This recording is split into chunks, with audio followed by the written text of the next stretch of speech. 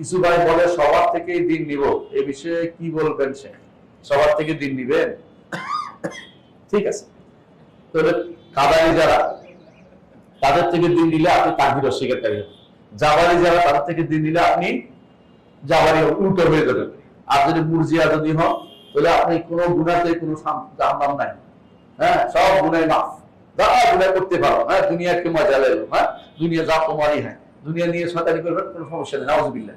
আবার খারেজি হলে, হ্যাঁ, আপনি কি বলবেন? খারেজিরা বলছে সব কাফের কাফের কাফের কাফের। হ্যাঁ, ওই তথাকথিত পাগড়ি, সেও তো বলে সব কাফের কাফের কাফের কাফের, বুঝছেন না?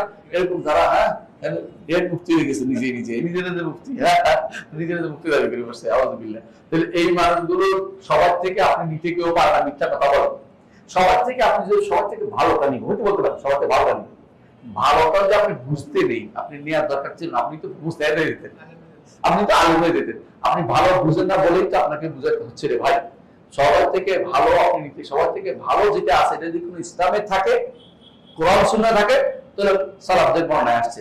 আর সবার থেকে যদি কোনো যেটা ভালো, যেটা এটা কোরআন সুন্নাহে না থাকে, সেটা নেওয়ার কি দরকার আছে?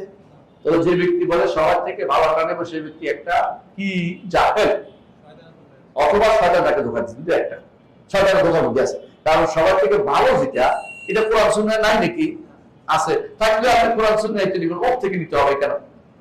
অনেকে বলে যে আমরা অমুক দল থেকে এই সুশৃঙ্খল থাকা নিব। সুশৃঙ্খল থাকা তো কোরআনের নির্দেশ। আল্লাহ প্রতিটি জিনিস সুশৃঙ্খল। একটা কোরআন দিয়ে দেখেন না, আল্লাহ যে বাণী আমাদের কাছে পাঠাবেন, এই বাণী লৌহে মাহফুজে ছিল। এই বাণী আবার সুশৃঙ্খল ভাবে এই যাতে নাযিল করেছে ইয়াতে, হ্যাঁ, প্রথম আসমানে, আবার সুশৃঙ্খল ভাবে লাইলাতুল কদরে ইয়াতে 17 রমজানে পাঠিয়ে শুরু করেছেন, 23 রমজানে শেষ করেছেন। সুশৃঙ্খল ভাবে ঘটনা ঘটাইয়া তারপরে আয়াত নিয়ে আসছেন।